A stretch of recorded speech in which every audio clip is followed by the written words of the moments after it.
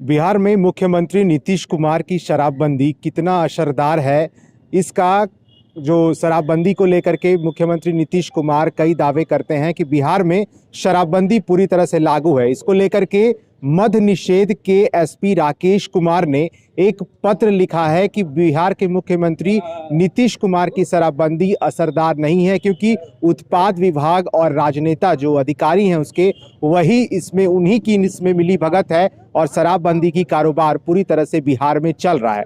अब जब यह पत्र तेजी से वायरल हुआ तो एसपी मद्य निषेध के जो है राकेश कुमार सिन्हा, उनका तबादला कर दिया गया। इस पर आज हम बीजेपी कार्यालय पहुंचे हैं और बीजेपी के प्रवक्ता हमारे साथ है शमसी, उनसे बात करेंगे कि क्या लगता है शराबबंदी। एक तरफ बिहार के मुख्यमंत्री दावा करते हैं कि बिहार में शराबबंदी पूरी तरह से लागू है, जब उत्पाद विभाग के अधिकारी कहते हैं कि कारोबारी हो रही है। मद्य निषेध के राकेश कुमार सिन्हा ने एक पत्र लिखा और उनका तबादला कर दिया जाता है। तो क्या लगता है कि शराबबंदी जो माफिया है, क्या वो ताकतवर दिखते हैं इस पे? देखिए, दोनों दो बातें हैं। ये बात तो तय है कि बिहार के अंदर पूरी तरह से शराबबंदी है और जहाँ भी अगर इलीगल शराब पकड़ा रहा है तो कार्रवाई हो रही है, जेल हो रहा है।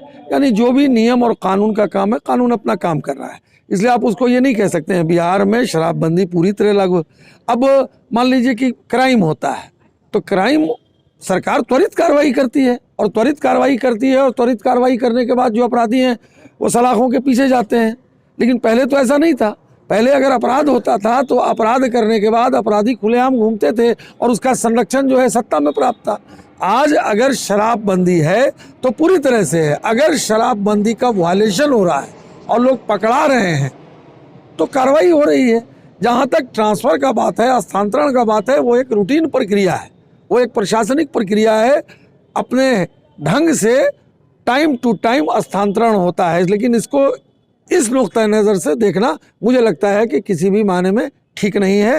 बिहार में शराबबंदी है और अगर इसका वायलेशन कोई करने की कोशिश कर रहा है, चाहे वो माफियाएं हों, चाहे वो संतरी हों या मंत्री हों या बड़े से बड़े लोग हों, उस पर कार्रवाई हो रही है और आगे भी कार्रवाई होती रहेगी, सख्ती से होती रहेगी। मद्य निषेध के एसपी हैं राकेश कुमार सिन्हा। उन्होंने जब यह पत्र लिखा तो यह पत्र तेजी से वायरल हुआ और उसके ठीक बाद ही सरकार ने उनका तबादला किया।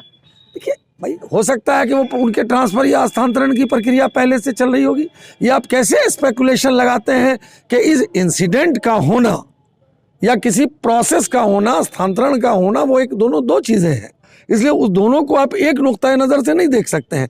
इतना ज़रूर है कि सरकार का ज़ीरो टॉलरेंस है क्राइम, करप्शन और कम्युनलिज्म पर। चाहे वो क्राइम संगठित अपराध हो, असंगठित अपराध हो या शराब का मामला हो, कोई भी मामला हो, जो कानून जो है वो सख्ती से अपना काम कर रहा है और जो अपराधी हैं वो पकड़े भी जा रहे हैं, उन पर त्वरित कार्रवाई हो रही है। लेकिन जादू की तो छड़ी नहीं है। जादू की छड़ी नहीं है कि आपको अचानक चाहिएगा कि सब कुछ ठीक ठाक हो जाए। इतनी व्यवस्था बिहार की पिछले राजद के हुकूमत में इतनी खराब कर दी गई थी कि देश में बिहार का नाम नीचे हो गया था और बिहारी कहलाना शर्म की बात हो गई थी।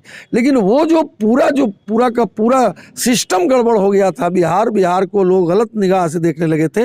अब जब एनडीए की हुकूमत आई है तो वो सारी चीज़ें सिस्टमाइज हो रही हैं, ठीक हो रही हैं और हमें उम्मीद है कि आगे और ये सारी चीज़ें जो हैं विकास और डेवलपमेंट पर बिहार की सरकार, एनडीए की सरकार और बेहतर काम करेगी। उनके पत्र को आप कैसे देखते हैं, क्योंकि उन्होंने उस पत्र में साफ किया है कि उत्पाद विभाग के जो अधिकारी हैं और राजनेता हैं उन्हीं की मिली भगत है ये। अरे ये आप कैसे कह सकते हैं कि उनकी मिली भगत है?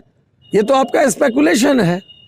किसी पर इल्ज़ाम लगा देना तो बड़ा आसान है कि राजनेता का और फलां का मिली भगत है। ये जांच का विषय है।